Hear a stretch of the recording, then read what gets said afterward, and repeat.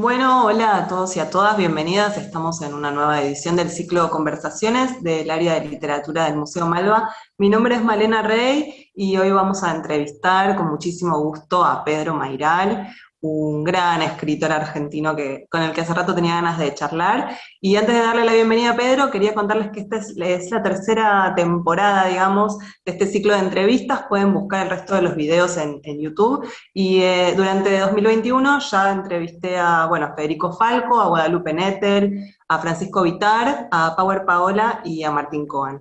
Así que hoy es el turno de Pedro. ¿Qué tal, Pedro? ¿Cómo estás? ¿Cómo te va, Malena?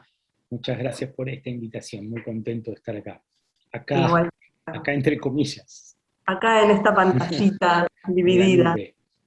Sí, tal cual. Bueno, ¿cómo te está tratando esta vida pandémica? Estamos en el mes de junio de 2021. Mira, yo escuché a varias personas que escriben decir esto, que nos estuvimos preparando toda la vida para la pandemia.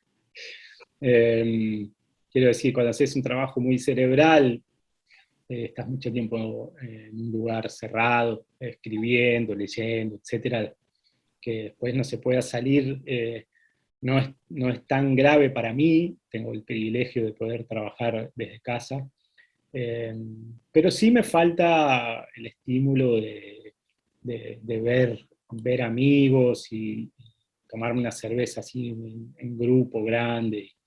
Eso me falta, digamos, esas fiestas de que te sentás en la cocina, ¿no? Esas fiestas de departamento que te sentabas en una cocina y siempre sucedía lo mejor ahí en la cocina. Ese tipo de cosas me faltan porque tiendo a equilibrar el encierro y el trabajo quieto con estímulo de ver gente, charlar, discutir, y eso lo extraño un montón. Pero bueno, y después una montaña rusa, ¿no? Emocional, como le pasó a todo el mundo, creo. Sobre todo en el 2020 hubo días así como horribles, de encierro, cuando el encierro era total, ¿no? Y después días mejores, pero no sé, ahí estoy. Me llevaría un montón de tiempo la respuesta extensa de eso, la verdad. Pero bien, para Bastante. resumir, estoy bastante bien. Sí, es muy loco eso que decís, ¿no? Como que de repente la noche dejó de ser ese espacio de diversión, de recreo, de distensión, de encuentro y se Mm. volvió, nada, seguir guardándose. Supongo que en primavera la vamos a recuperar y las noches volverán a ser nuestras, como en los mejores momentos. Sí. Bueno, por ahora, y en pleno Ojalá, invierno, mejor seguir ojalá, guardando. hay que estar, sí, todos, la mayor cantidad de gente vacunados y ver cómo progresa eso, ¿no? Sí, tal cual. Bueno, hoy vamos a hablar de distintos libros tuyos, la verdad tenés publicado un montón de obra. Voy a comentar brevemente que naciste en Buenos Aires en 1970, que publicaste novelas, cuentos, libros de poesía, también de no ficción, incluso libros infantiles, y que sos, a mi entender, uno de los escritores argentinos en actividad más leídos, y leídos incluso por gente que tal vez no está tan acostumbrada a consumir literatura, a leer literatura, y creo que sos uno de esos escritores también que cualquiera puede leer, y esto lo digo como un mérito, desde una persona jovencita que esté dando sus primeros pasos armando su propia biblioteca, hasta una señora que nada que ver con, no sé, con los libros, con la poesía, también puede conmoverse o sentirse atrapada por tus novelas. Y también me parece que sos un escritor profesional ya, con tantos años y tantos libros en tu haber, que la escritura, además de ser, no sé, tu práctica artística, es también tu trabajo. Estás traducido a 11 lenguas.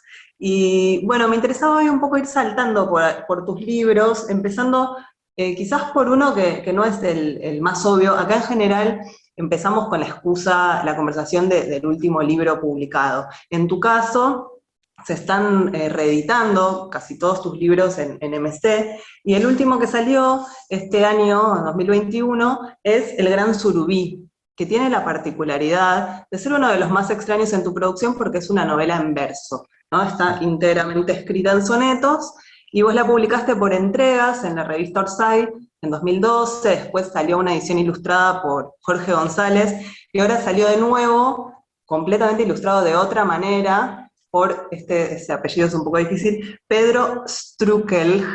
Sí. Me parece súper interesante este libro por varios motivos, ¿no? Primero que, si bien está escrito en verso, tiene un componente narrativo muy importante, porque Ujú. justamente es una novela, cuenta la historia de Ramón Paz, un hombre que está jugando con sus amigos al fútbol en Open Gallo, y al que vienen a buscar de gendarmería y lo reclutan porque en el país hay escasez de carne, digamos, no hay más carne, y tienen que estos hombres reclutados someterse a lo que gendarmería quiere, con mucha violencia, por cierto, y pasar no sé, a navegar en un barco buscando surubíes en las aguas turbias, ¿no? Tiene varios niveles de lectura este libro.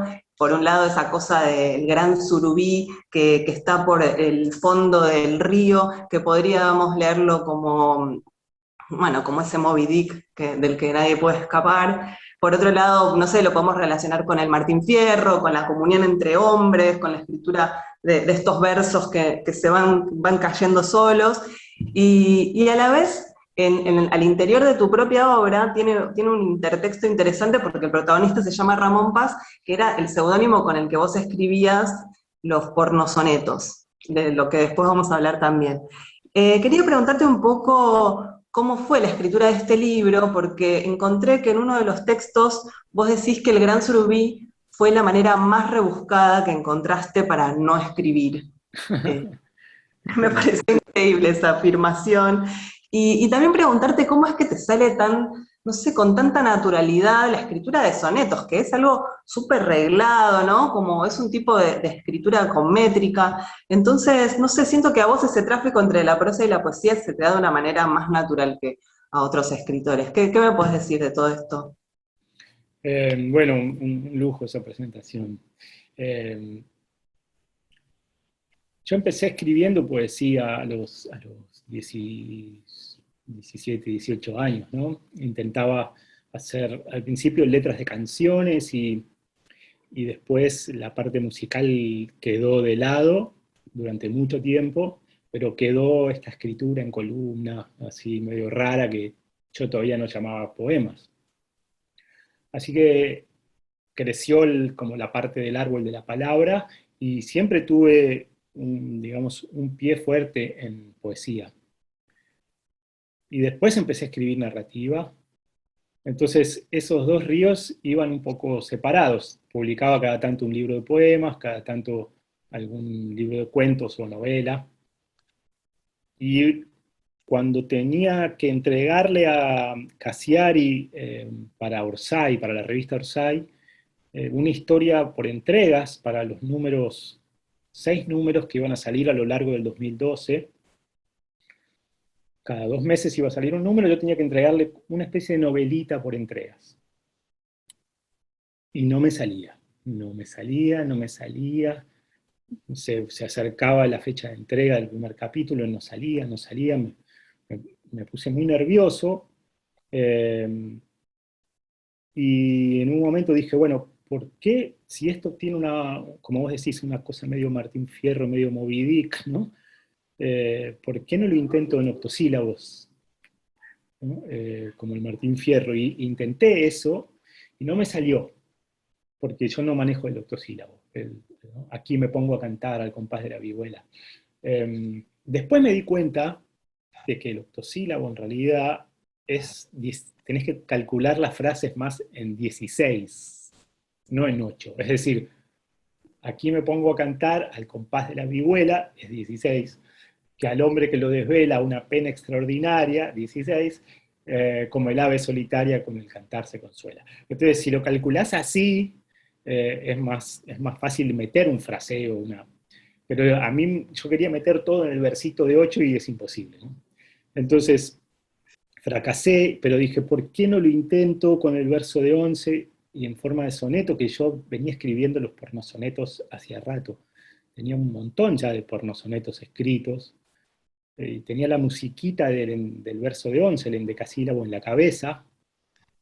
Y cuando abrí esa canilla y probé, fue como, fluyó todo, es decir, eh, todo lo que no me salía, que era por falta de límite en realidad, me faltaba un borde, ¿viste? Me faltaban reglas para jugar esa historia. Un grupito de amigos, escritores, periodistas que juega al fútbol los jueves, los levanta una leva del ejército, un reclutamiento forzoso, se lo lleva al Río de la Plata a pescar unos surubíes gigantes de tamaño orca, y bueno, era ese delirio, pero no lo podía escribir, no encontraba los bordes de eso, tenía que decir demasiadas cosas, y cuando encontré que lo que entraba en la cajita del soneto era lo que iba, fue como escribir con alguien, fue como escribir con un amigo, porque la forma dialoga con vos cuando hablas. Entonces yo decía, solo quiero contar eso que vi, y la forma me susurraba al oído, el río, Dios, la muerte, el surubí, ¿no? Entonces era como caminar con dos pies, yo movía un pie y la forma, la rima, me decía, bueno, podés hacer, pero esto. Entonces iba avanzando y lo que entraba, entraba, y lo que no entraba ahí, no entraba. Eh, y eso fue muy liberador. No tenía que dar todo el trasfondo social del personaje, su problema, sí, un matrimonio roto, ¿no? Viste que en la novela parece que todo entra, es como una especie de tacho de basura que le metes todo. Acá entraba solamente esto, tenía un carácter un poquito épico además, eh, y, y fue la única manera que tuve de escribirlo, y como bien recordás, me he olvidado de esa frase, fue la manera más rebuscada que encontré de no escribir, porque lo que me costaba era escribir, básicamente. Entonces es como una especie de novela condensadísima que la entrego así en esta forma rara, y los lectores la leen y ojalá se convierta en una novela en sus cabezas, se expanda, digamos. Sí, es un género aparte que en la, no sé, en la historia de nuestra literatura no fue tan explorado, el de la novela en verso, pero que Mm, creo que acerca la forma del verso a gente que está acostumbrada a leer novela y viceversa, ¿no? Como acerca la narrativa a alguien que quiere leer poesía. Y pensaba también en cómo a veces la métrica, en vez de ceñir, eso que decías vos, ¿no? Cuando un procedimiento en vez de ceñirte, en vez de restringirte, te genera libertad y sentís que es liberador escribir de esa manera. Me interesaba también eso, ¿no? Como que vos, los pornosonetos son, como su nombre lo indica, pornosonetos que escribiste durante muchos años, que se fueron publicando en la editorial Vox de Bahía Blanca. No encontré, yo tenía una edición de Vox. Igualmente, los escribías con seudónimo. Eso sí. también te quería preguntar. El tráfico de ese Ramón Paz, de ser el autor de los pornosonetos, a ser el protagonista del Gran Surubí, como esas intertextualidades adentro de la propia obra, que ahora ya asumís y decís, bueno, Pedro Mairal es el autor de los pornosonetos, porque ahora sí elegís decir, bueno, esto le pongo mi nombre, me hago cargo.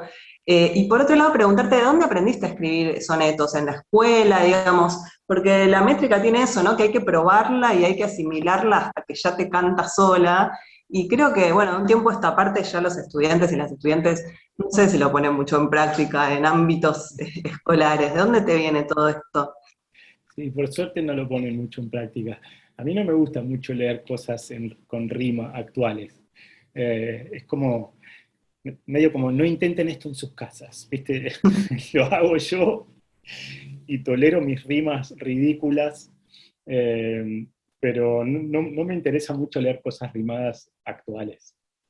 Eh, yo fui a un taller de Grillo de la Paulera, que él trabajaba con métrica, medio anacrónico, ¿viste? O sea, él decía que había que aprender a escribir con versos de 11 y versos de 7 y versos de 7 que sean de 14. Entonces nos hacía leer un montón de poesía y tratar de escribir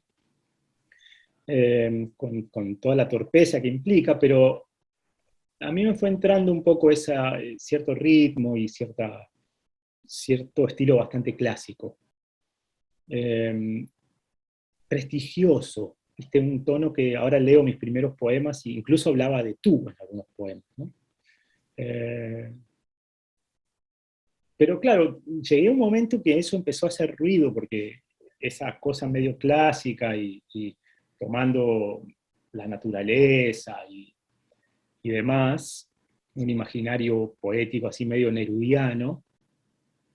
De golpe empecé a trabajar en la época de la facultad, empezás a pagar impuestos, vivía en una ciudad y sentía que tenía que escribir sobre esa experiencia más urbana, y ahí me ayudó mucho la poesía de Januzzi, ¿no? Un poeta como Joaquín Januzzi, más urbano, que escribe sobre que hay un tiroteo en la esquina, que lo que pasa en el diario, incluso se puede hacer un poema sobre ver televisión. Entonces, bueno, ahí estaba un poco esa manera de escribir poesía que fue surgiendo, ¿no?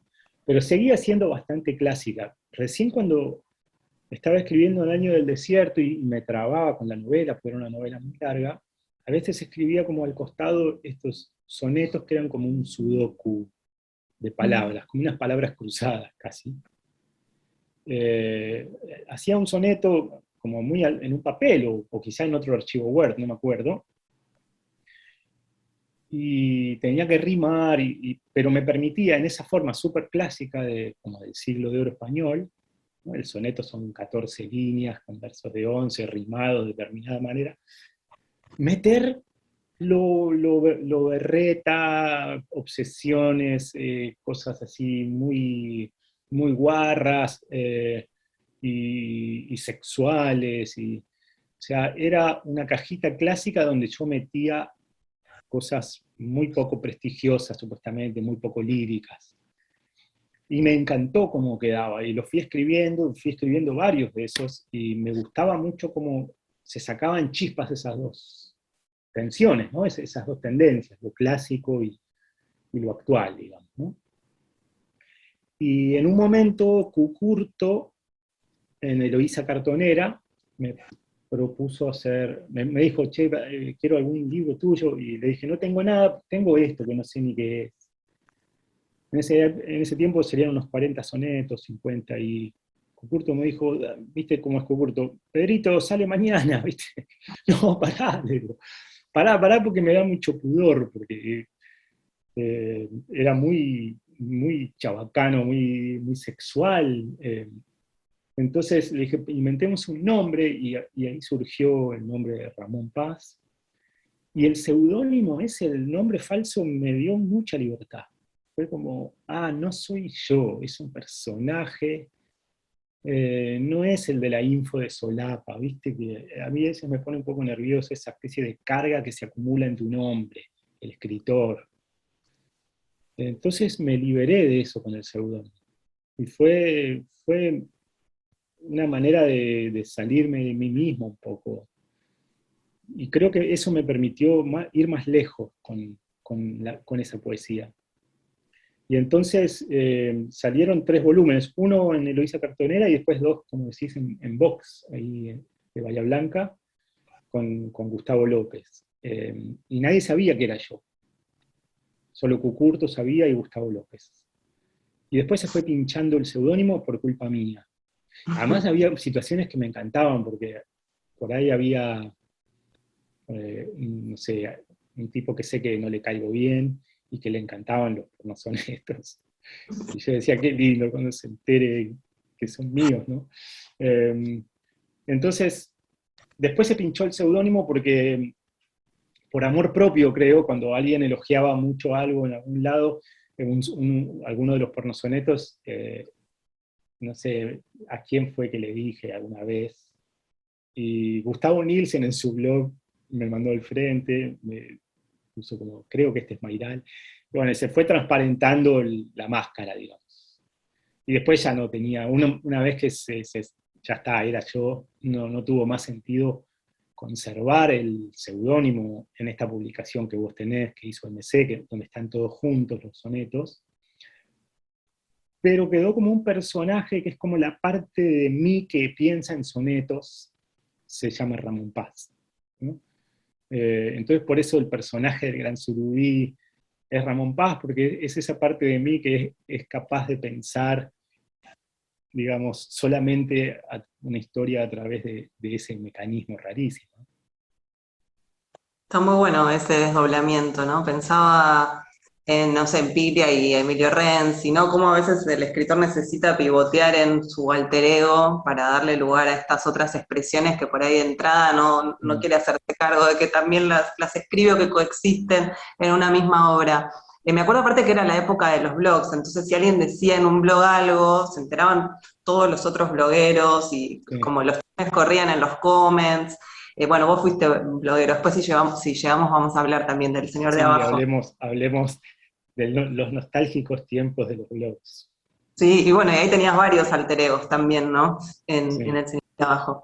Pero me interesaba retomar un poco esto de lo chabacano, por momentos romántico y sexual, casi, no sé, lindando los soez de algunos de los pornos sonetos, de cómo desde muy temprano el sexo, el erotismo, el cierto desenfreno del deseo empieza a aparecer en tu obra y se vuelve como uno de los temas de los que me parece que se ocupan tus ficciones. Y esto me da pie para mostrar y para charlar un poco de tu volumen de cuentos reunidos que salió en 2019, que se llama Breves Amores Eternos, y que reúne, por un lado, Hoy Temprano, que es un libro de cuentos que habías publicado en 2001, y por otro, Breves Amores Eternos, como que es el que abre el volumen. Y encuentro, digamos, pensando en los pornosonetos y pensando en estos cuentos, cómo la sexualidad en estos relatos es por momentos el motor de relación entre las personas, ¿no? Lo que las une, lo que las encuentra, lo que las conecta, ya sea para huir de las trampas de la vida burguesa, que muchos de los cuentos en algún punto, no sé, denuncian o exhiben, para huir de la monotonía marital, para mostrar cómo ciertos hombres o ciertas mujeres presentan algunas carencias afectivas a la hora de relacionarse y aparece desde, no sé, desde el sexo amateur, de los primeros pasos de un jovencito en la cama, a el matrimonio de la chica que se va con otro y lo disimula, hasta, no sé, el chico que desea a la novia del jefe en el gimnasio, que es una fisicoculturista, y todas esas formas posibles de vínculo, ¿no? Que esquivan un poco lo más obvio del amor romántico, como que ninguno de tus cuentos presenta una relación armónica, sin conflictos, sin que se exacerbe alguno de estos deseos. Quería preguntarte un poco eso, ¿no? Como, ¿qué es lo que te interesa de generar ese tráfico en la ficción o en los poemas, en donde se cuela permanentemente ese deseo y que tiene que concretarse o por lo menos algo tiene que fluir en relación al deseo? Sí, hay una frase a mí que me encanta, me hubiera encantado escribirla, de Milena Busquets, de También esto pasará, que dice, lo contrario a la muerte, lo contrario a la muerte no es la vida, es el sexo. Y me encanta esa frase porque yo creo que es muy cierta, es decir, hay algo que sucede en la sexualidad que, que conecta de una manera con lo vital que no pasa con ninguna otra cosa, digamos, y que además es un nudo neurálgico de historias y de situaciones y situaciones de poder y de cuestiones culturales, cuestiones humanas, físicas, animales, demasiadas cosas, ¿no? Se cruzan ahí en ese momento en que las personas se sacan la ropa y que además muchas veces empieza mucho antes de que la gente se saque la ropa y termina mucho después, además, ¿no? De que se vistan. Es un gran choque ahí del otro, ¿no? Y un descubrimiento, una puesta en escena de un montón de cosas, eh, una develación de algo, una, una especie de poner también actitudes o simulaciones, ¿no?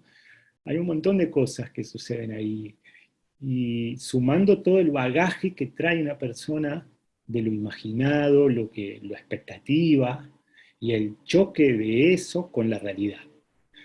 Entonces, siempre es bueno narrar eh, situaciones sexuales, sobre todo por la distancia entre lo imaginado y lo que termina sucediendo, digamos. En ese sentido, siempre hay un peligro de irse hacia lo cursi, cuando digamos, si escribís una relación sexual así muy de gran comunicación y gran momento vital, te podés ir para un lado bastante cursi. Y si escribís una relación sexual medio de desencuentro, es muy interesante, ¿no? Es muy interesante, o sea, escribir polvos malos, digamos, con toda la torpeza nada, y esa especie de soledad horrible que por ahí sucede entre dos personas que no se están encontrando para nada. Eh, Me interesa mucho que la gente no pilotea eso.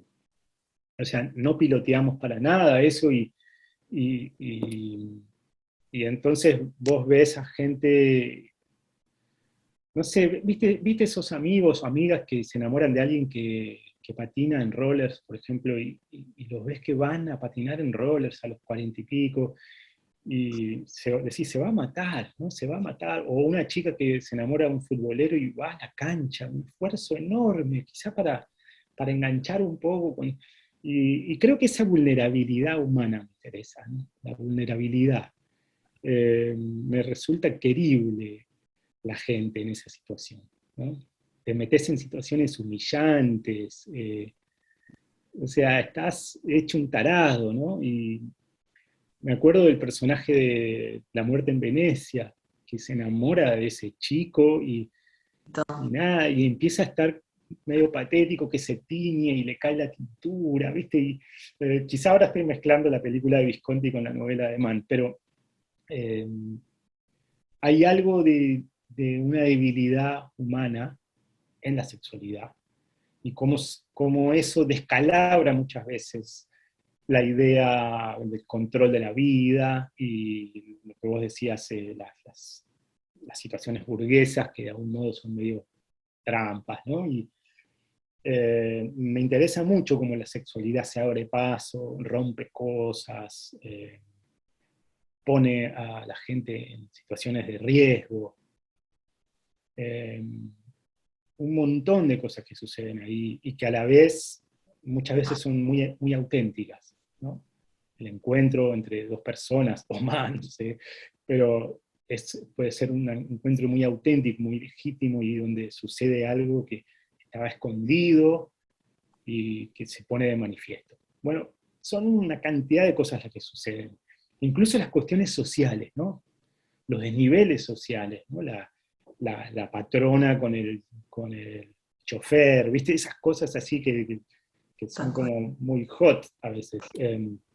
Eso me parece muy interesante.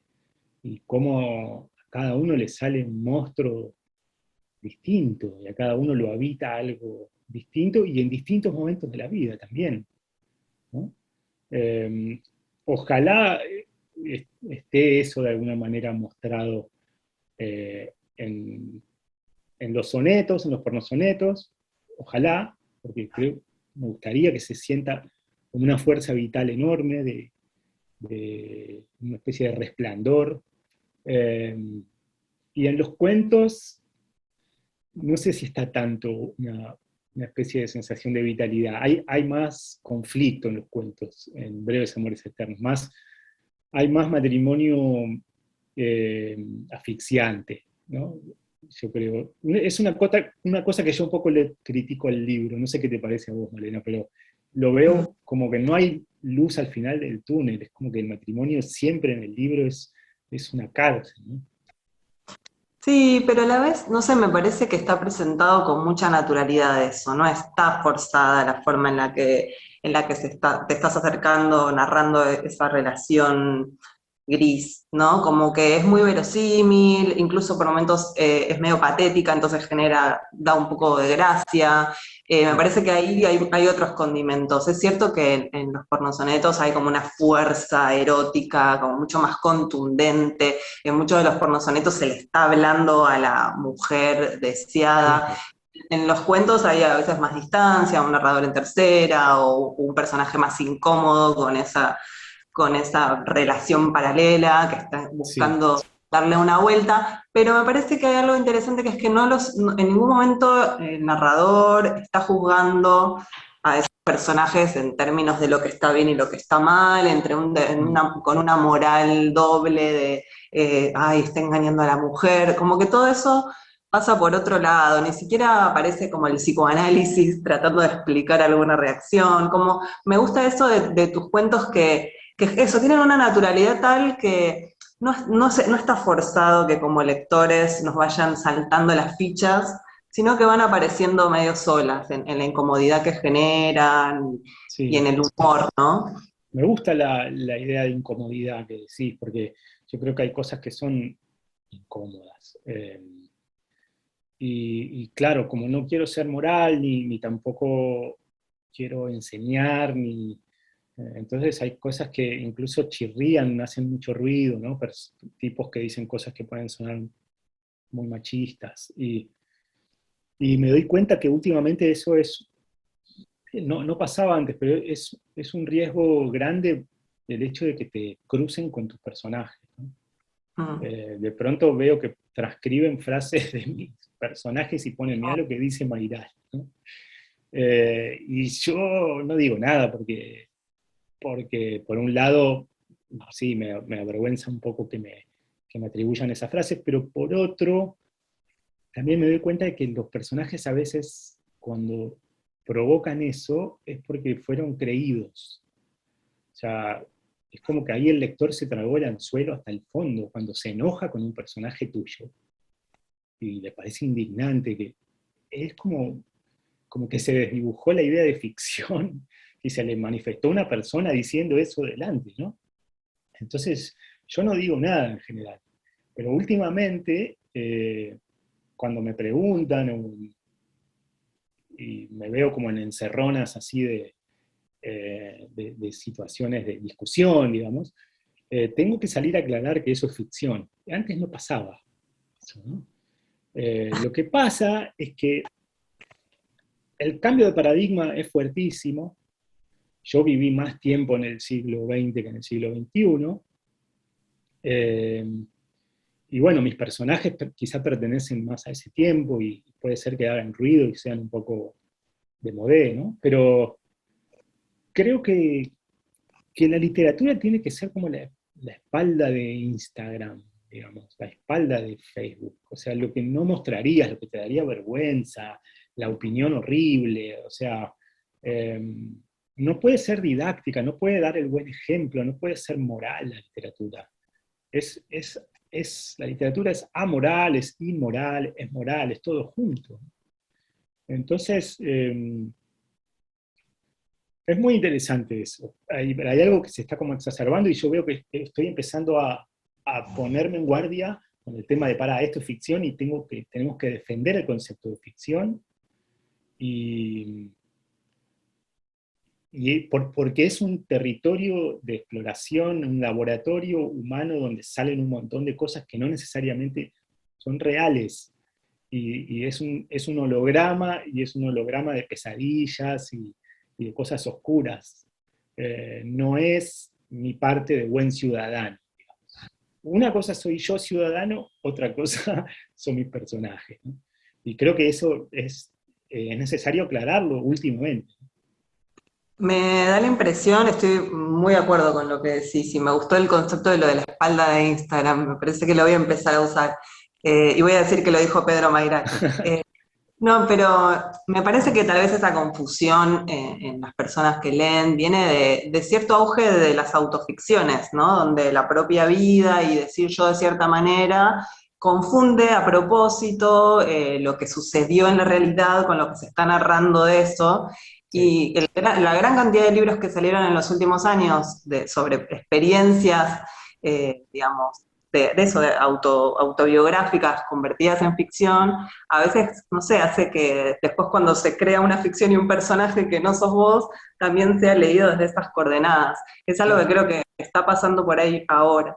Sí, Y es un también precio en que... relación a cuánto del narrador se parece al escritor, o sea, si tu personaje, como en El Año del Desierto, es una mujer que más joven que vos y todo, bueno, listo, ya está, es otro referente, ¿no? Pero si Mm, es un adulto que va a Uruguay a buscar dólares y que tal vez vos fuiste alguna vez a Uruguay a buscar dólares, no sé, la gente tiende a sí. confundirse por asociar ese tipo de datos. Me la busqué, me la busqué. Me ¿No la fuiste busqué a Uruguay? claramente. No, no, digo, me la busco cuando hago un personaje así, hacía personajes cuarentones, ahora tengo que empezar a hacer personajes cincuentones, eh, medio parecidos a mí, etcétera. Claro, inmediatamente la gente le pone la imagen de la solapa, ¿no? A los personajes. Y tan es así que ahora había gente que me decía, tenés que presentarte al casting de la Uruguaya para la película y porque sos vos, me decía la gente, ¿no? Eh, y claro, imagínate yo tratando de despegarme del personaje de Lucas y encima lo interpreto, cosa que no podría hacer nunca porque no soy actor, ¿no? Pero eh, imagínate eso, ¿no? Como hay ahí una parte donde sí, se cruzan estas dos cosas, por lo que decís de la no ficción o la literatura del yo o lo que sea, y los personajes. Entonces, y es el precio de inventar personajes creíbles y cercanos, que se te pegan, la gente cree que sos vos. El otro día un tipo me decía en Twitter, me desautorizaba diciendo, vos callate que a vos te afanaron $15.000 en Uruguay. Como que se tragó el anzuelo completo, ¿no? Eh, pero bueno, eso no se puede evitar y es parte del juego porque los lectores cuando te leen, te inventan. Así como inventan un poco la historia, también te infieren, te van como deduciendo, escuchan estos pedazos de entrevistas, leen cosas que dijiste. Entonces, con la ficción que vos armás y la no ficción, van armando una especie de autor o autora, y bueno, no sé, siempre pienso eso, que una amiga de mi mamá decía que tenía en la mesa de luz a la foto de Albert Camus, ¿no? Y yo pensaba, su Albert Camus no es el mismo que el mío, el de ella estaría medio erotizado, con el mayo del 68 francés, y el mío era más como el del extranjero. Entonces, cada uno tiene su Camus, cada uno, y a la vez te inventa vos como autor o como autora. Y pareciera que uno no tiene que intervenir mucho ahí.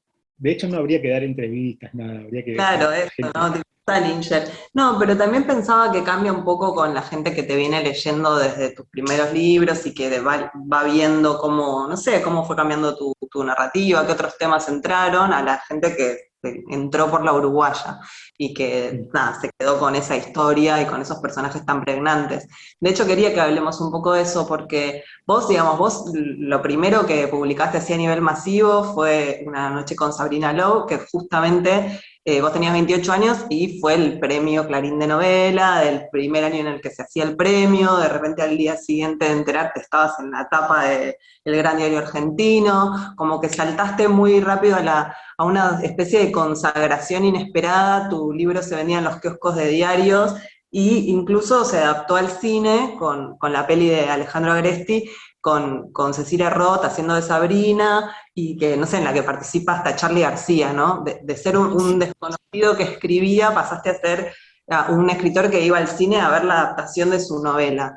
Y encontré en un texto que vos decís que sentiste cuando viste esa adaptación una mezcla de usurpación y halago, ¿no? Que te costó incluso, decís, que fue un cimbronazo verte, no sé, adaptado a la pantalla, a tus personajes, y que eso te costó bastante trabajo después de aceptación, de pasar otra cosa, de bancarte esa suerte de éxito. Y pensaba en contraponerlo un poco con la uruguaya, que pasó algo bastante fuerte cuando salió el libro. Me acuerdo que no se prendía la radio en el auto y había alguien hablando de la uruguaya, te empezaba a leer gente que no te conocía. En España también les fue súper bien al libro. Como esos libros que, nada, que cortan transversalmente al público y que, nada, la gente se apropia. Y ahora hay de nuevo una adaptación al cine que se está gestando de una manera colaborativa, con Cassiari involucrado, una producción para la que colaboró un montón de gente haciendo sus aportes económicos para llegar a lo que se necesita para producir una peli, y con un casting que se está haciendo incluso por Instagram. ¿Qué onda? ¿Cómo te pega todo este nuevo éxito? ¿Querés participar? ¿Querés encerrarte y que hagan lo que quieran con la novela? ¿Cómo te llevas con esto ahora? No, esta segunda vuelta estoy jugando más, ¿no? Primero, cuando se hizo Una noche con Sabrina Lab, yo no participé para nada en el guión, ¿no? Y, y fue duro, porque fue como, sí, como una usurpación, ¿no? Me costó muchísimo entender que un, que un director tiene que hacer su versión de la novela y que es una adaptación. Y que inevitablemente tiene que traicionar el libro porque está cambiando el lenguaje, está pasando de la palabra a la imagen, habrá cosas que no le interesa contar y otras que sí, etc. Me costó muchísimo entender eso, muchos años. Y, y ahora, 20 años después, me agarra esta segunda vuelta de que hagan una película con una novela mía y me entusiasma muchísimo porque primero estoy más involucrado, pero también el modo en que lo está haciendo Cassiari con Orsay. Están trabajando con Christian Basilis haciendo el guión y hay productores asociados, hay como 2.000 productores asociados que compraron bonos y que financiaron la película y ya juntaron la plata de la película. Ok. Y hay unos foros, hay un foro donde la gente se mete a opinar y todo es así como democrático y colectivo. Y entonces ahora van eligiendo digamos, se está haciendo el casting del actor y la actriz y la gente se mete también a opinar eso. Es decir, es bastante novedosa la manera en que lo están haciendo. Después vemos el resultado, pero la película de hacer la película es muy interesante. Yo voy a colaborar, yo ya hice un primer guión de la Uruguaya hace 2 años o más, pero van a usar muy poquito de eso, casi nada te diría. Lo hice para la primera productora que había comprado los derechos. Y ahora, cuando esté terminado este guión que está haciendo Christian Basilis, ahí me lo van a mostrar y yo voy a opinar y demás. Pero lo interesante para mí es que la novela deja algunas puertitas abiertas, pero que no exploro por falta de tiempo, digamos, o porque se me rompía un poco la compresión de ese día. Eh, pero la película los va a explorar, la película va a ir para lugares que la novela apenas abre y muestra así como al pasar, y la película va a explorar esas otras zonas. Entonces va a ser casi como si fuera, no sé, una especie de expansión de la novela. Eso me entusiasma muchísimo. Eh, o sea, que no sea como, bueno, ya la vi, ya sé qué pasa en esta historia porque ya la leí. No, va a ser, digamos, va a haber un corazón en común, pero va a haber unas ramas que van a ir para otros lados. Así que, nada, me entusiasma. Ya te veo haciendo un cameo ahí en una de esas escenas expandidas, yendo a Uruguay. Probablemente había una idea de hacer algo en Rocha. Cuando van a Balizas, en la novela hay un festival literario. Ujú. Entonces, esto fue una idea de Cassiari. Dice, Lucas Pereira va al festival literario y en un momento, apenitas a la pasada, en una de las mesas está Hernán Cassiari y está Pedro Mairal, están leyendo. Leyendo un porno soneto. Una gran pavada que sería divertidísimo hacer, y ojalá se pueda hacer. Están terminando guión y se empieza a filmar supongo que en agosto, septiembre se empieza a filmar en Uruguay. Antes ya van a empezar van a haber empezado en Buenos Aires. Así que vamos a ver, ojalá se pueda, están viendo todo el tema de los permisos y las vacunas y todo esto que está un poco interponiéndose, pero va avanzando muy bien. Bueno, esperaremos y la veremos. Por lo pronto ya el experimento de hacerla así me parece, no sé, súper interesante. No Sí, sé, una forma distinta de pensar el cine, los tiempos del cine, ¿no? Como hacer partícipe al sí, público desde el proceso mismo de la peli y no como solo como espectadores de la versión final. totalmente. Y esa cosa de tener que, viste, que salir a pedir plata con una mega productora que termina diciendo, no, mira, no vas a hacer así. No, no es ni en Uruguay, ni no sé qué, sino que te cambian todo, ¿no? O, o- Claro.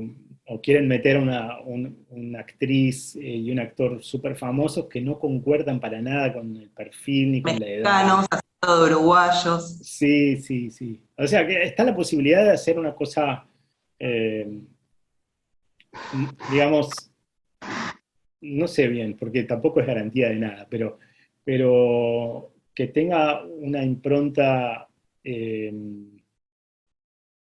no sé qué Más, palabra usar, más pero que no cuidado. sería hollywoodense, digamos, un poco más independiente, digamos. Ah, bueno.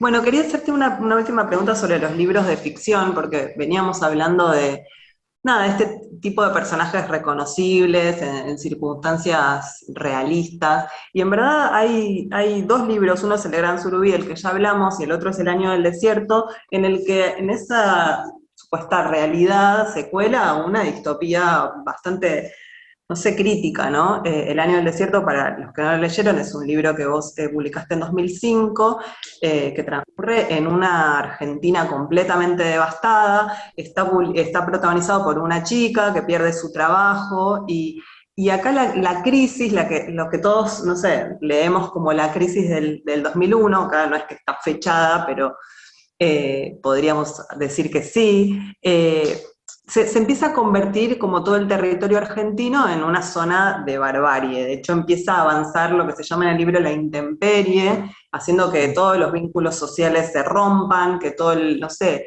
el Estado deje de funcionar como tal. Bueno, a esta chica le pasa de todo, se prostituye, comete un crimen. Y como que en la novela que hay una serie de aventuras y peripecias complejísimas que vos llevas muy bien, hay como una idea de que la historia, en vez de ir hacia adelante, retrocede hasta lo más tribal, ¿no? De donde tal vez viene, de hecho, nuestras raíces, nuestra cultura. eh, y me parece esto, ¿no? Como una suerte de realismo apocalíptico que entra en algunos de tus libros, que está sujeto a los avatares del país. Vos decías muy bien que vos te formaste, o sea, vos te criaste y viviste la mayor parte de tu vida en el siglo XX, y vamos a especificar que más precisamente en la transición entre la década del 90 y la, no sé, la convertibilidad y el cimbronazo de 2001, que marca el ingreso del siglo XXI de una manera muy, muy dolorosa para todo este país. Y nada, me preguntaba un poco eso, ¿no? Que vos convertís esas crisis históricas, sociales, económicas del país en materia literaria, con esta dosis de apocalipsis.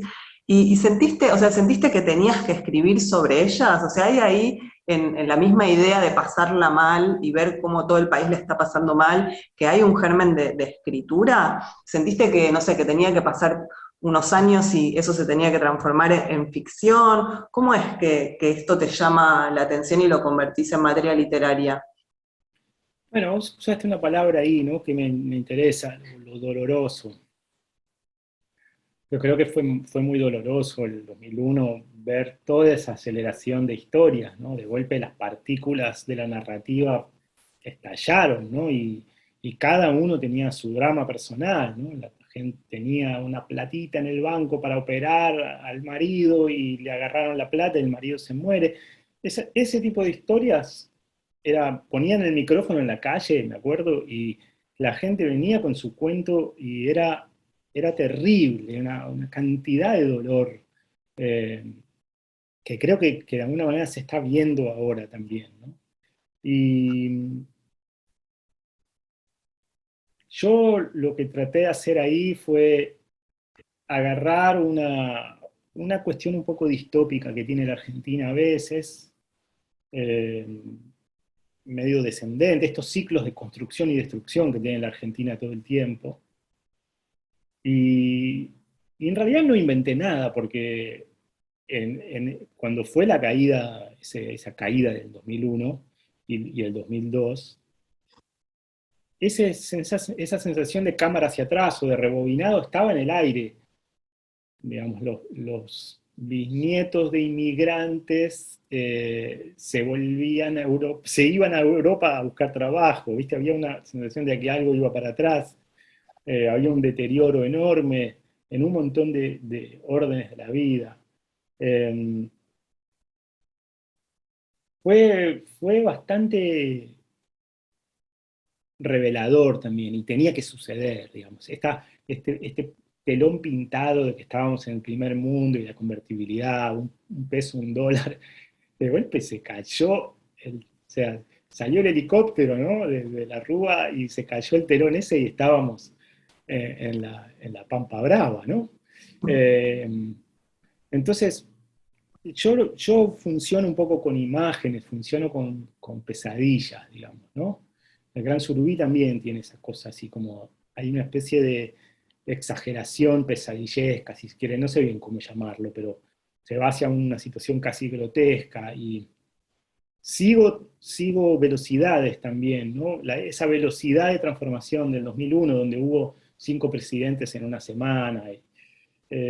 Lo que hice fue instalarme en ese lugar de deterioro y de transformación muy acelerada y meter toda la historia ahí. Y bueno, en un año más o menos sucede toda la pesadilla de la historia argentina hacia atrás. Y hay una aceleración de todo y ella mira fruta que se está pudriendo, la ve pudrirse a la fruta como si estuviera todo en time lapse, ¿viste? Esas filmaciones en time lapse donde las cosas brotan, las flores brotan o se pudren las cosas. Es un poco esa la velocidad del libro y yo necesito decir, necesito contar, necesito transformar. No soy un autor militante, digamos. No tengo una militancia política, o sea, de barricada, digamos, ¿no? O de facultad universitaria. Eh, pero en mis libros necesito, o sea, es mi manera de Mm, procesar un poco el aire de época.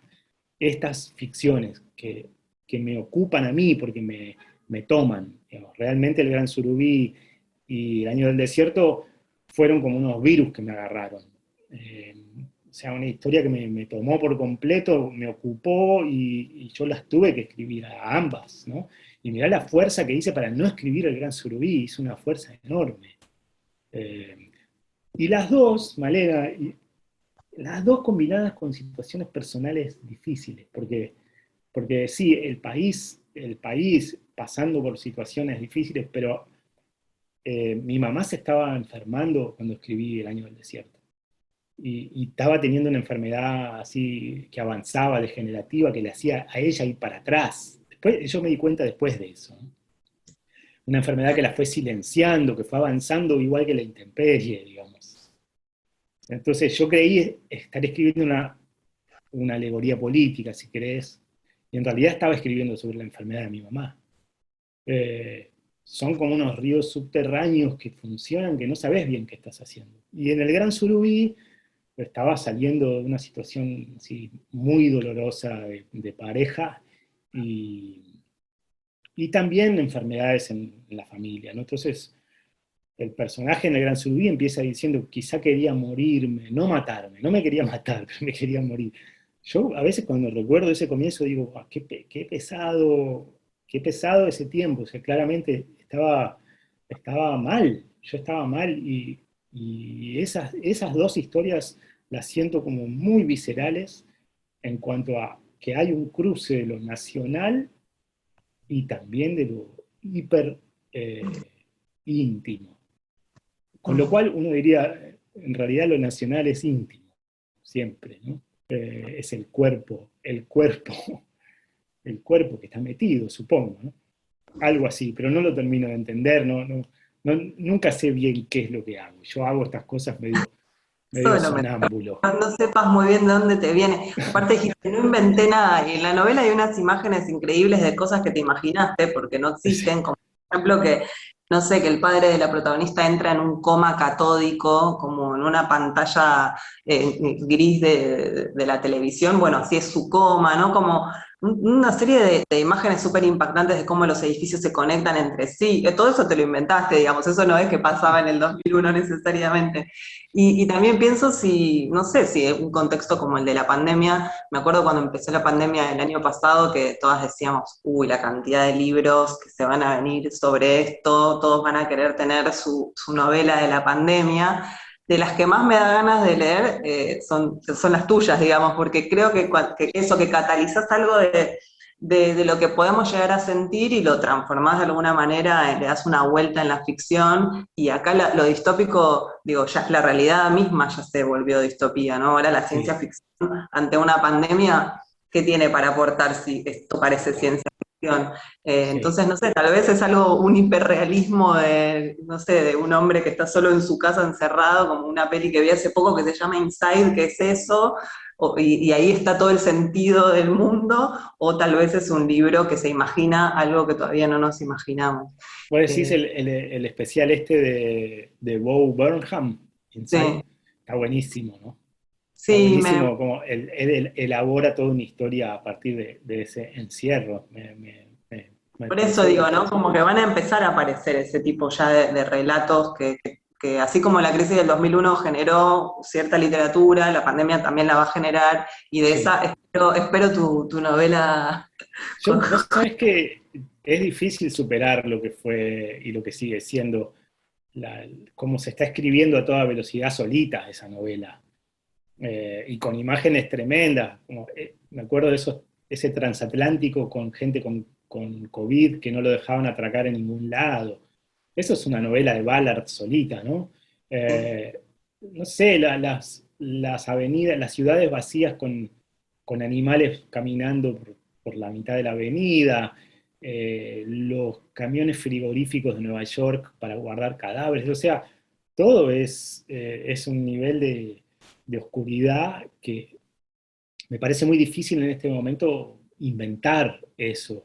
Se está escribiendo sola y yo creo que hoy por hoy a mí me basta con tomar algunas notas y anotar algunas de estas cosas con aire de incredulidad, pero no me está saliendo inventar algo ahora, la No, verdad. no, va a ir decantando, ¿no? Digo, El año del Sí, desierto la publicaste en 2005, no es que ya sí. estabas ahí en el 2002 escribiendo esto, ¿no? Tiene que ir elaborándose algo.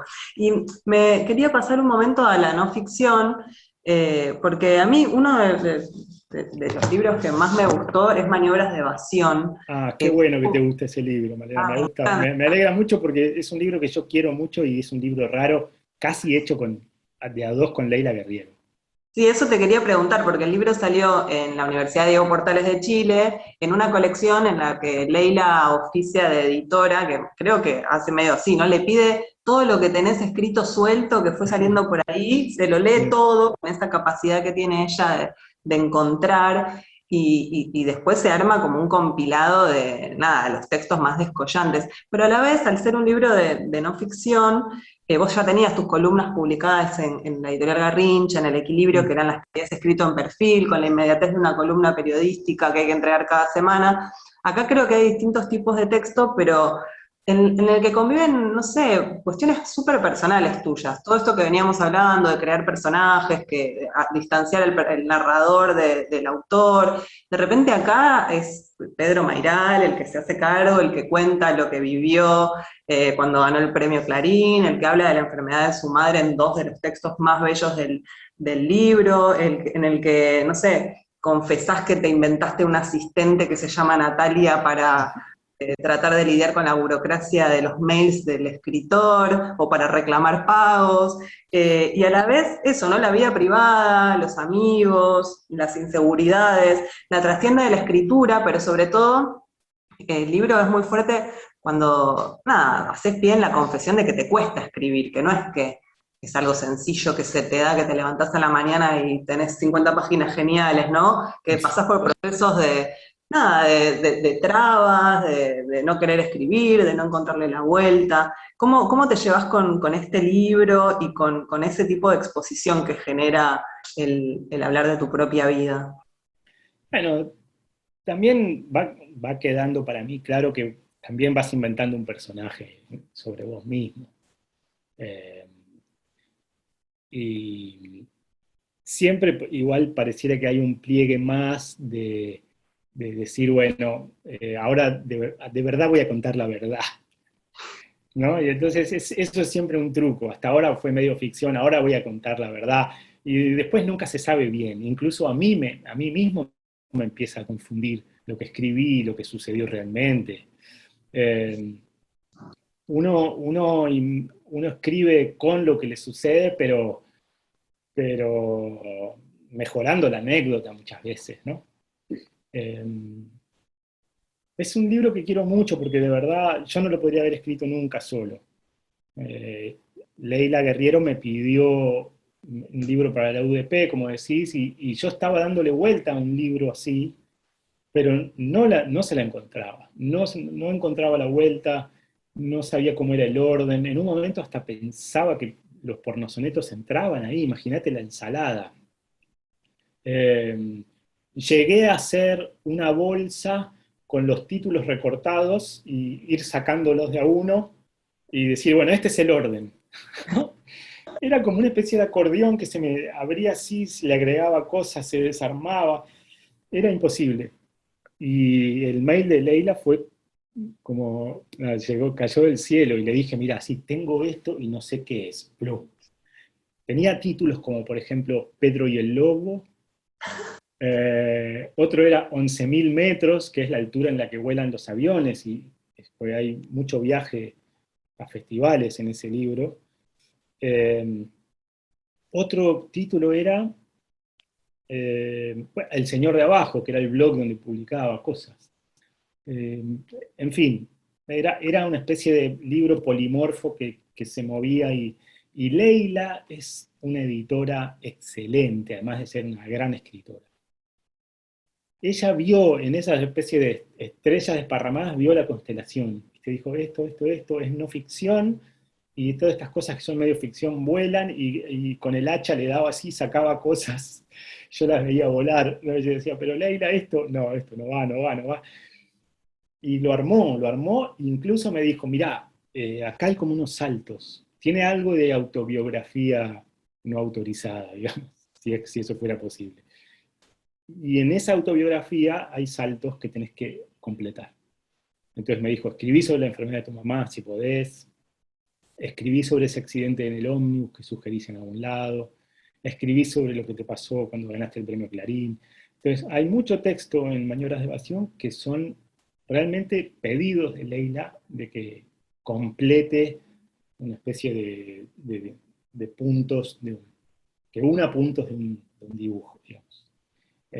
Por eso digo que nunca lo podría haber escrito sin ella. Y ahí cae lo de la importancia de los editores, ¿no? Yo tuve mucha suerte con El Año del Desierto de encontrarlo a Damián Ríos en Interzona. Damián estuvo un año conmigo conversando y yo le fui sacando cosas por las conversaciones con él. Y volaron como 30 páginas del Año del Desierto.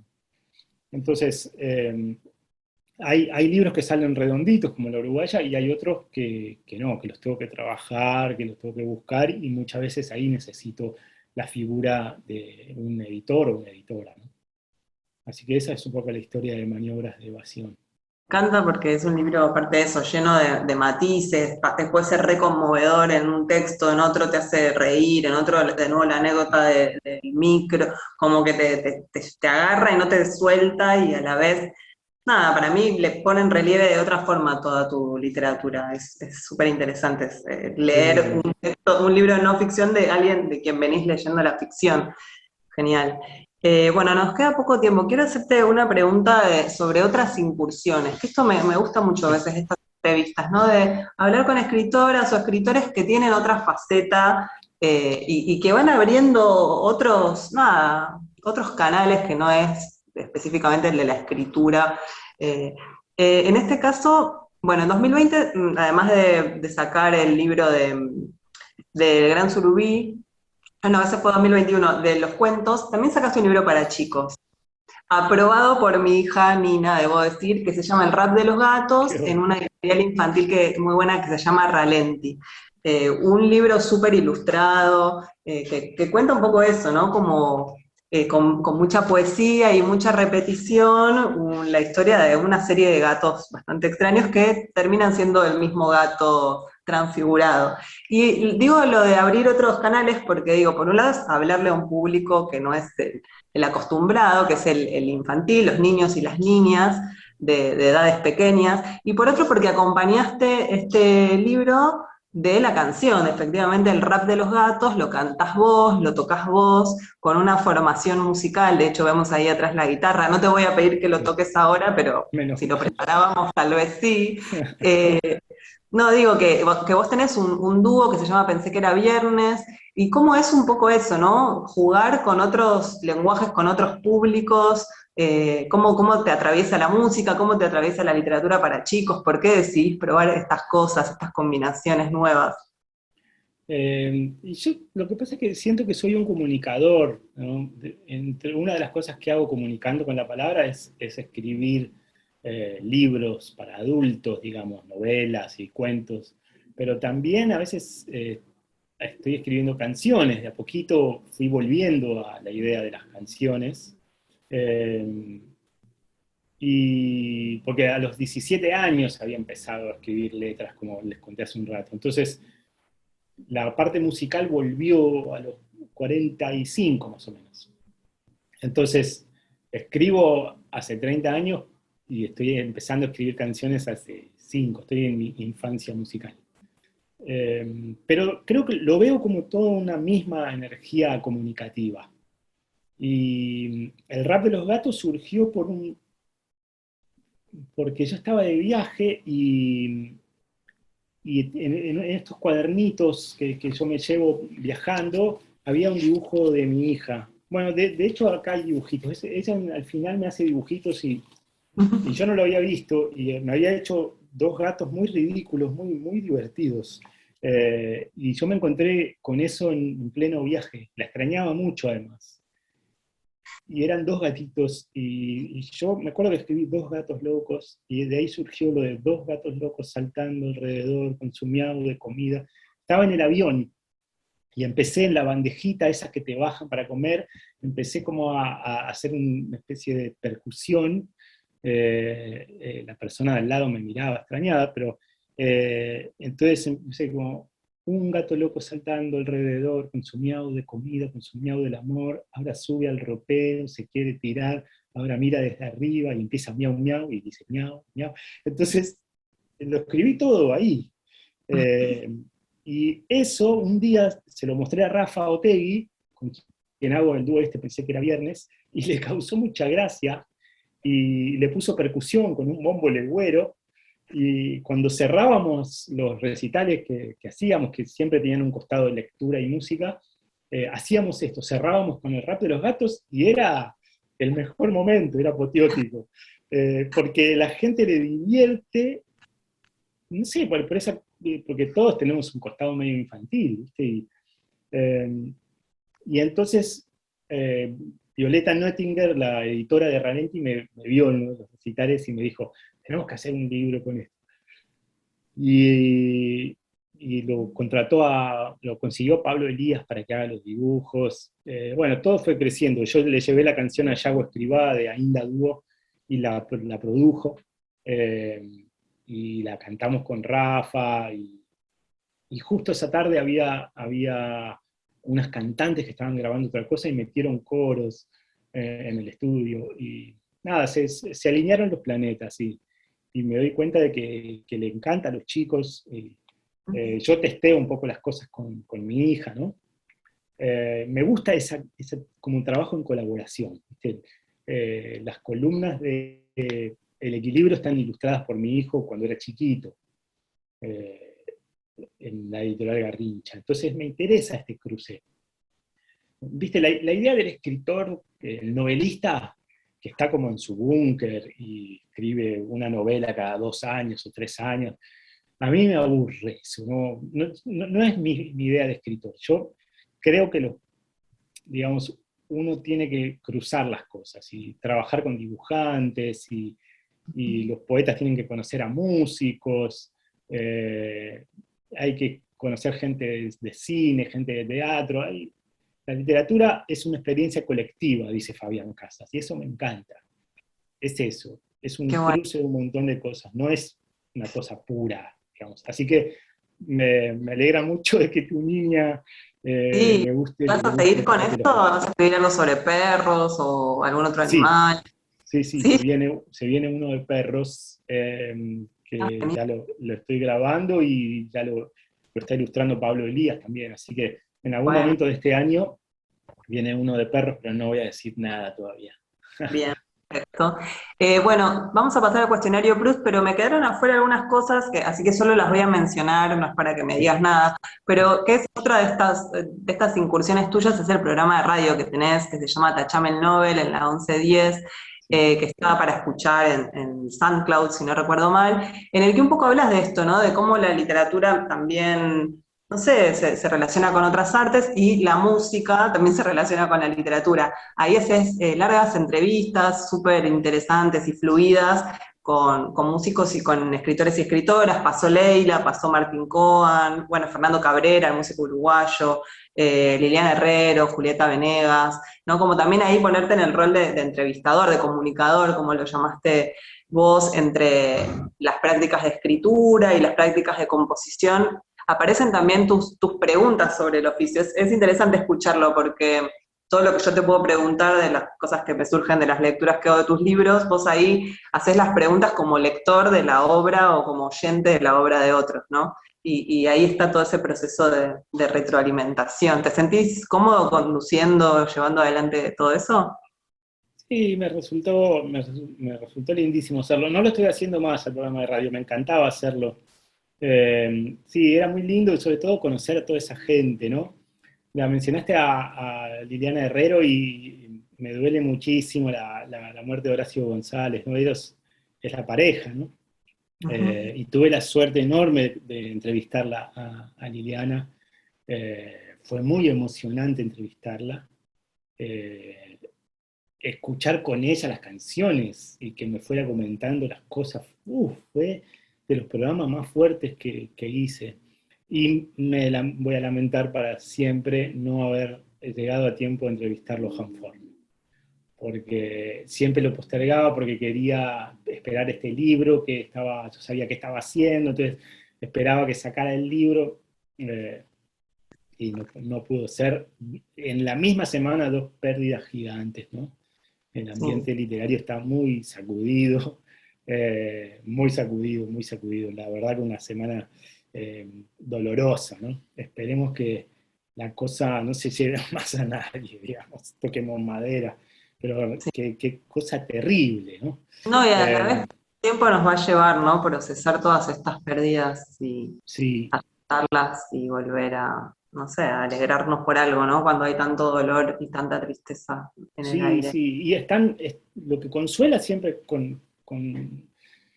digamos, cuando se va alguien que escribe, es que está ahí. Yo siento que lo voy a seguir conociendo, Juan Forn, porque hay cosas que todavía no leí o voy a releer, esas contratapas geniales que hacía.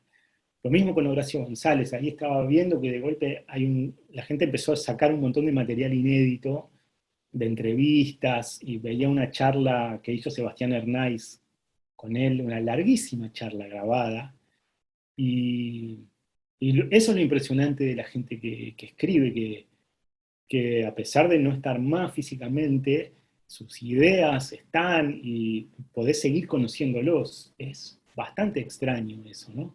Y es el único consuelo que hay, ¿no? Al respecto, ¿no? Así que bueno, eso. Sí. Eh, una semana durísima, pero eso venía por lo de la radio. Bien. Dale, ¿y cómo es el cuestionario Proust? No, bueno, esto imagínate, cuando empezamos este ciclo en el museo era más divertido porque vos cerrabas los ojos, sacabas unos papelitos y tenía como toda una cosa más performática. Ahora solamente voy a elegir yo algunos sin mirar, Malena, y te voy a hacer las preguntas que todo el que toca, toca, la suerte es loca. Bueno, Dale. mira, justo salió una bastante literaria. ¿Cuáles son tus autores favoritos en prosa?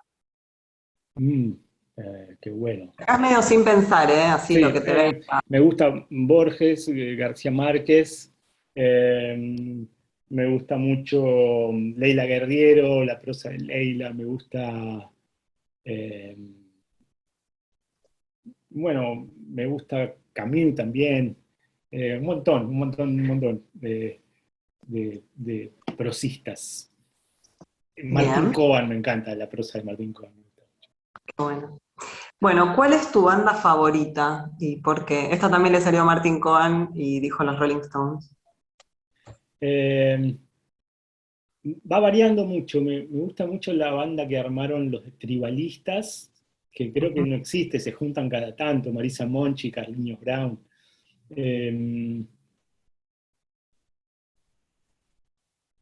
No soy nada de bandas, ahora que lo pienso, soy un tipo muy de Vos, solistas. Me gustan claro, los solistas que van y tocan solitos con la guitarra, pero no soy nada de bandas. Además que no, tengo menos rock and roll eh, que en bueno, realidad. Eso dijo el otro día alguien en podés Twitter. decir un solista o un dúo o algo así, vale también, si querés.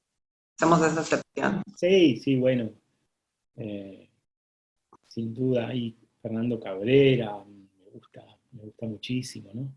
Eh, bueno, Liliana Herrero, me encanta lo que hace. En la guitarra Pedro Rossi, me encanta lo que hace Pedro Rossi. La cantidad de gente que hace música en la Argentina es impresionante. Mel Muniz, cómo canta Mel Muniz. Eh, Está lleno de gente talentosa. Sí, y después lo que pasa es que pareciera que la banda es como que escuchabas de chico, ¿no?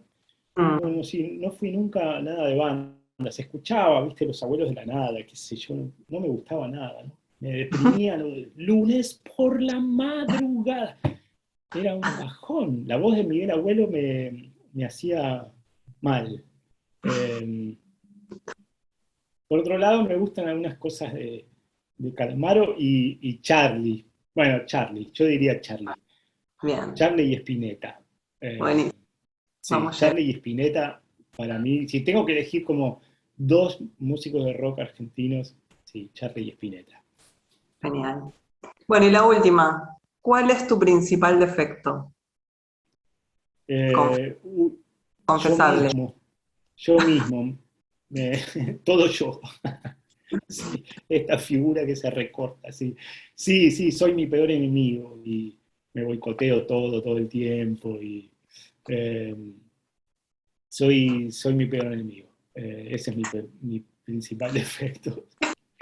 Bueno, con esta declaración de las entrañas de Pedro Mairal vamos a dar por terminada esta conversación. Te agradezco un montón, Pedro. La verdad la pasé muy bien. Me quedaron cosas sin preguntar, pero la vamos a dejar acá. Muchas gracias a todos y a todas en el momento que sea que estén escuchando o viendo esto. Y seguimos pronto, no sé, te Bueno, leeremos, supongo, en algún otro ojalá, libro. ojalá salga algo pronto. Muchísimas gracias, Malena, por esta charla y un saludo para toda la gente que está mirando desde sus casas, espiando esta situación en sus computadoras. Y Eh, los y, invitamos y- a que escuchen el rap de los gatos en YouTube sí, y que lo sigan un poco escuchen más. y que lo bailen. Claro. Y gracias a Malva Literatura por organizar esto. Bueno, gracias a todos y a todas. Seguimos con el ciclo en el mes de julio. Vamos a tener de invitada a Margarita García Roballo. Gracias, chau, nos vemos. Chau, Pedro. Chao, Malena, gracias.